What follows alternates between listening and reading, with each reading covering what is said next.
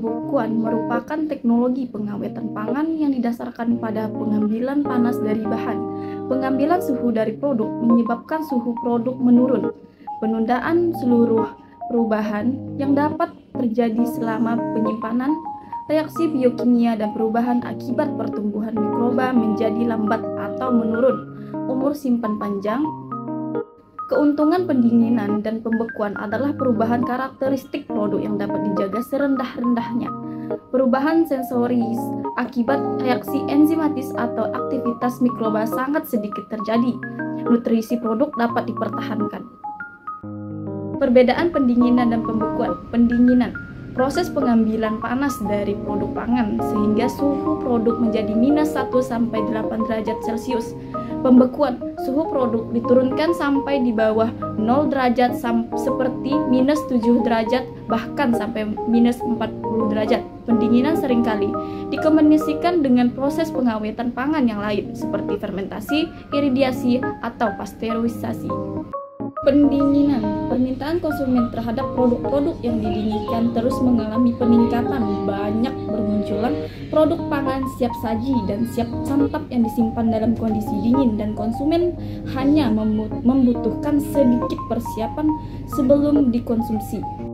Tidak semua produk atau bahan pangan sesuai diawetkan dengan pendinginan. Buah-buahan tropis dan beberapa jenis buah subtropis mengalami kerusakan akibat pendinginan, chilling injury, jika disimpan pada suhu 3-10 derajat Celcius. Bahan dan produk pangan berdasarkan suhu pendinginnya. Yang pertama yaitu -1 sampai 1 derajat Celcius. Jenis bahan dan produk pangan yaitu ikan segar, daging dan sosis dan lain-lain.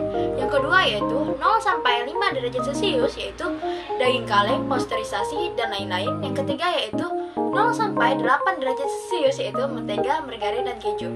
Penurunan suhu di bawah suhu minimum yang dibutuhkan untuk pertumbuhan mikroba, memperpanjang waktu yang dibutuhkan mikroba untuk berkembang biak sehingga dapat mencegah perubahan akibat pertumbuhan mikroba.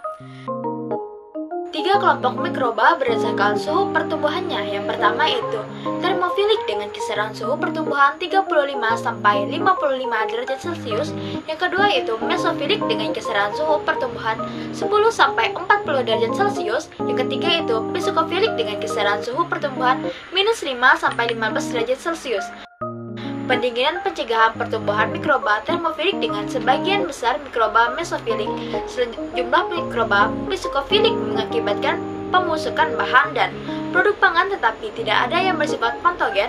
Pendinginan sempat suhu di bawah 5 sampai 7 derajat Celcius mengakibatkan penundaan pemusukan oleh mikroba dan pencegahan pertumbuhan mikroba patogen.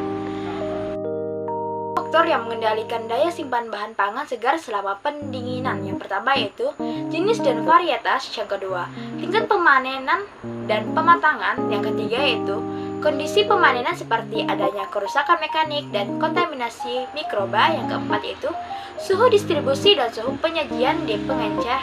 Dan kelima yang terakhir yaitu kelembaban relatif ruang penyimpanan yang akan mempengaruhi penyusutan akibat dehidrasi.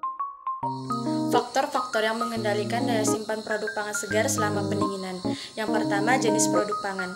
Yang kedua, tingkat destruksi mikroba dan inaktivitas enzim selama pengolahan. Yang ketiga, pendinginan tingkat higienisitas selama pengolahan dan pengemasan. Keempat, sifat dan jenis bahan pengemas. Yang kelima yaitu suhu distribusi dan penyimpanan. Teknik pendinginan. Pendinginan hembusan udara dingin. Yang pertama, proses pendinginan cepat sehingga cocok untuk produk pangan yang sangat mudah rusak. Yang kedua, laju optimum 2-3 meter per detik dibutuhkan untuk mendinginkan bahan pangan yang tebal. Yang ketiga, laju pergerakan udara dingin yang tepat dibutuhkan untuk meminimumkan waktu pendinginan. Dan yang keempat yaitu faktor lain yang harus diperhatikan, kelembapan udara yang relatif tinggi jika produk pangan yang diinginkan tidak dikemas. Contoh alat pendinginan yang menggunakan teknik ini adalah cabinet cooler dan alat pendingin dengan sirkulasi udara tetap, fixed air cooler dan ceiling tunnel. Alat tersebut umumnya dilengkapi dengan rak beroda, nampan atau rak, dan gantungan untuk meletakkan produk. Bisa sistem batch, cabinet cooler, atau continue, ceiling tunnel. Dan pendinginan. Laju pergerakan udara bisa diatur sesuai dengan kebutuhan. Selanjutnya, ruang pendingin. Yang pertama, ruang pendingin digunakan untuk menjaga suhu bahan atau produk tetap rendah, tetapi tidak cocok jika digunakan untuk pendinginan cepat. Yang kedua, udara dingin biasanya dihembuskan dari bagian atas ruang pendingin dan bergerak menuju bagian bawah. Pendinginan kriogenik. Yang pertama, teknik pendinginan ini menghasilkan proses pendinginan yang sangat cepat. Yang kedua, pengendalian laju pendinginan sangat diperlukan untuk mencegah pembekuan. Ketiga, sesuai untuk mendinginkan produk yang sangat hangat. Contohnya yaitu pencelupan pada nitrogen atau CO2 cair. Pendinginan vakum digunakan untuk sayuran berdaun yang mempunyai permukaan luas dan jumlah air bebas yang tinggi, seperti selada. Tidak sesuai untuk produk atau bahan pangan yang bervolume besar atau bulk, tebal dan mempunyai lapisan lilin. Teknik pendinginan vakum didasarkan pada efek pendinginan akibat penguapan air pada tekanan rendah. Contoh, selada dapat didinginkan sampai suhu 2-3 derajat Celcius ketika kondisi vakum tercapai. Beberapa produk tanaman pangan harus disemprot dengan air sebelum didinginkan untuk meminimumkan penyusutan berat. Pada teknik pendinginan ini, penyusutan berat sebesar 1% terjadi pada setiap penurunan suhu 5 derajat Celcius. Perubahan selama pendinginan. A. Perubahan karakteristik sensori. Selama pendinginan, produk pangan dapat mengalami kehilangan air atau menyerap air sehingga terjadi perubahan tekstur dan penampakan. Kehilangan air dapat menyebabkan menurunkan kerenyahan produk. Perubahan warna menjadi kusam pada produk unggas. Produk gel seperti jelly atau puding serta yogurt dapat mengalami sineresis selama penyimpanan, yaitu produk memisah dan terbentuk lapisan air. Sebagian besar buah-buahan atau sayuran segar mengalami penurunan aroma dan cita rasa selama penyimpanan. Sebagian besar perubahan aroma dan cita rasa pada penyimpanan dingin disebabkan karena aktivitas mikroba. Pendinginan dengan air dingin atau hydrocooling. Pendinginan dengan air digunakan terutama untuk menghilangkan panas setelah pemanenan untuk buah-buahan atau sayuran. Pendinginan air dilakukan dengan cara perendaman, penyemprotan, atau pencelupan pada air dingin. Proses pendinginan dapat bersifat kontinu dengan waktu berkisar 20-40 menit. Keuntungan, mencegah pembekuan, tidak terjadi penyusutan berat, dan dapat memulihkan produk yang layu. Perubahan tersebut seringkali dapat dideteksi, misalnya timbulnya bau asam oleh pertumbuhan bakteri, asam laktat, bau amoniak berkaitan dengan tumbuhnya Pseudomonas. Biasanya kondisi penyimpanan dingin dikombinasikan dengan pengemasan atmosfer termodifikasi dengan kadar oksigen rendah. B. Perubahan kimiawi. Secara umum, semakin rendah suhu digunakan, maka laju reaksi enzimatis akan semakin lambat.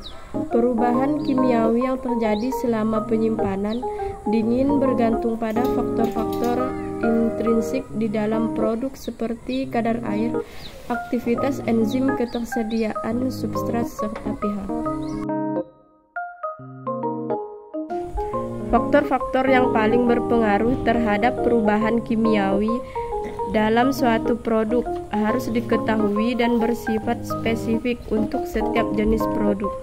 Contoh, faktor penting yang menentukan mutu daging segar adalah warna yang dikehendaki, yaitu merah terang.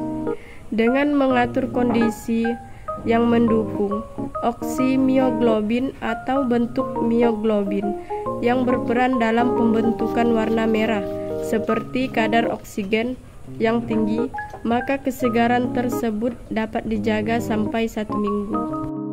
Perubahan mikrobiologis. Proses pembusukan mikroba bervariasi tergantung pada jenis mikroba yang tumbuh pada bahan atau produk pangan.